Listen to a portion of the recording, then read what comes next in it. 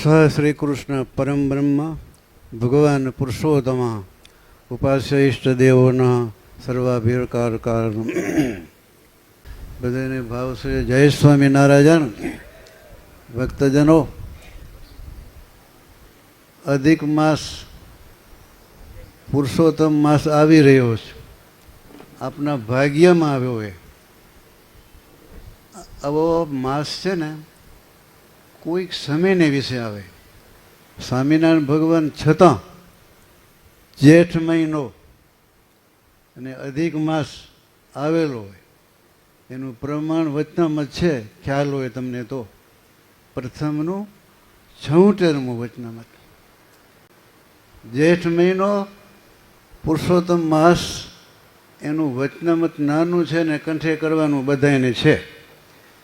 એને મહિમા એમાં બહુ કહેલું હોય. અત્યારે હું કહી નહીં શકું, સમય ન હોય. ભક્તજનો, આ અધિક માસ છે ને અલૌકિક આવ્યો હોય. આપના ભાગમાં આવ્યો આવ્યો આવ્યો આવ્યો કોઈ જવા ન દેતા. જો આપને આ જગ્ન સારા છે.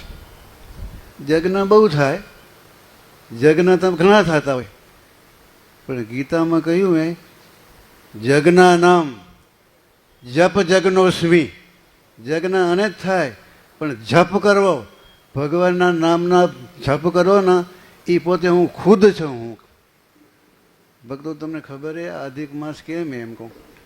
12 માસ પૂરા થયા પછી આ 13મો આવ્યો, એટલે બીજા માસ તિરસ્કાર કર્યો. 12 માસ ભેગા થયા. અમારા પરિવારમાં તું નહીં, અમારી નાતમાં તું નહીં આવે, ગમે ત્યાં જા. કાઢી મૂક્યો ધક્કા દઈને. પછી હવે ક્યાં જાઉં? તમને કોઈ ધક્કા દઈને કાઢી મૂકે ને ઘરમાં નાતમાંથી, ક્યાં જાઉં? પછી ભગવાનને શરણે ગયો કે તમે મારા આધાર છો. હવે બધા ઠેકાણેથી હું રજા દીધી, બધે ઠેકાણેથી વંચિત થયો છું. તમારે શરણે આવ્યો. ભગવાને કહ્યું તારું કોઈ ન હોય ને ત્યારે હું છું. કે આપનું કોઈ ન હોય ને તો જ ભગવાન આપના થાય. બીજા રાખી બઠાય ને તો ભગવાન પૂરા ન થાય આપના. એટલે આવી જા. ભગવાન કે તું હવે મારા શરણે આવ્યો ત્યાં મારી ગાદીમાંથી ઉતરી જાઉં. હું કે ભગવાન ગાદીમાંથી ઊભા થઈ ગયા. બેસ્ટ. મારું નામ શું હે? પુરુષોત્તમ. શિક્ષાપત્રીમાં આવે ને, શ્રી કૃષ્ણ પરમ ભગવાન પુરુષોત્તમ. હું પુરુષોત્તમ છું. મારું નામ છે તો અર્પણ કરું છું. મારી ગાદી, મારો બધો અધિકાર. આ મહિનામાં જે કંઈ થાય કર્તવ્ય એનું ફળ આપું તારા હાથમાં. એટલે પુરુષોત્તમ માસ છે, અધિક છે, ભગવાન પોતે ખુદ છે. બધો અધિકાર આપી દીધો હોય. તો આવો માસ આપનામાં આવ્યો, ભાગમાં આવ્યો જેઠ મહિનામાં. તો આજ શરૂઆત રવિવારની. જો સૂર્યનારાયણ હાજર છે, રવિવાર છે, અને સોમવારની સમાપ્તિ. સોમવતી અમાસ આવશે. હો, સોમવતી અમાસ. અને રવિવારની શરૂઆતને 2 દિવસ નહીં. હો, શરૂઆત સોમવારની સમાપ્તિ છે. ભક્તજનો, તો આવો અવસર આપને આવ્યો છે તો ભૂલતા નહીં.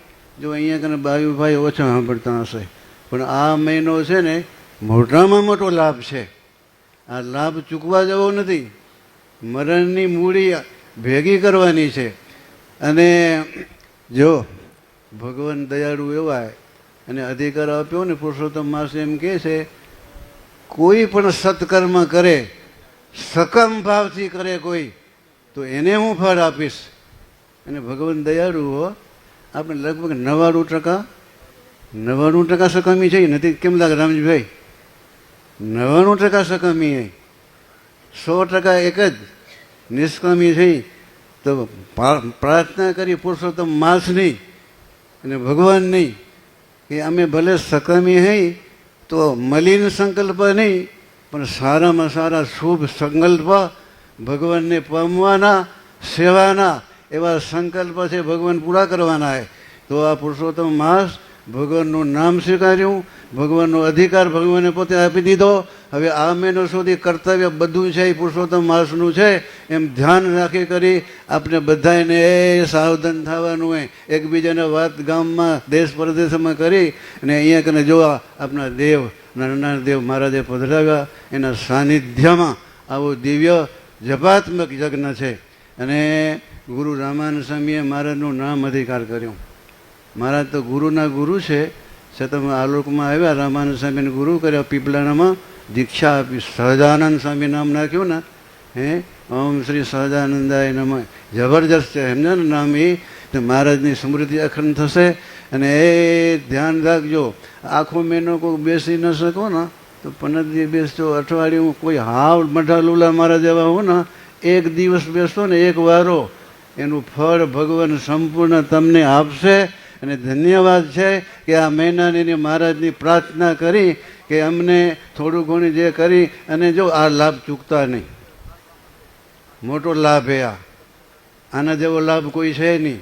એટલે કોઈ પણ ગરીબ, હાવ ગરીબ ખાવા ન મળતું હોય ને, એમાંથી નાનું કાંઈ સત્કર્મ કરશો ને, પરિપૂર્ણ આ લોકોના સંકલ્પ મહારાજ પૂરા કરશે, મહારાજની ધામની પ્રાપ્તિ કરાવશે. એટલા માટે હાથ જોડી છે, વિનંતી કરીને કહું છું કે આ લાભ ચૂકતા નહીં, કોઈ લાભ લઈને વિના અહીંયા દર્શન કરવા આવજો, ગુણ લેજો, મંત્રનો જાપ કરજો, નાનકડી સેવા કરશો તો મહારાજ તમને અક્ષરધામની પ્રાપ્તિ કરાવે એવી મહારાજની પ્રાર્થના. જય સ્વામિનારાયણ.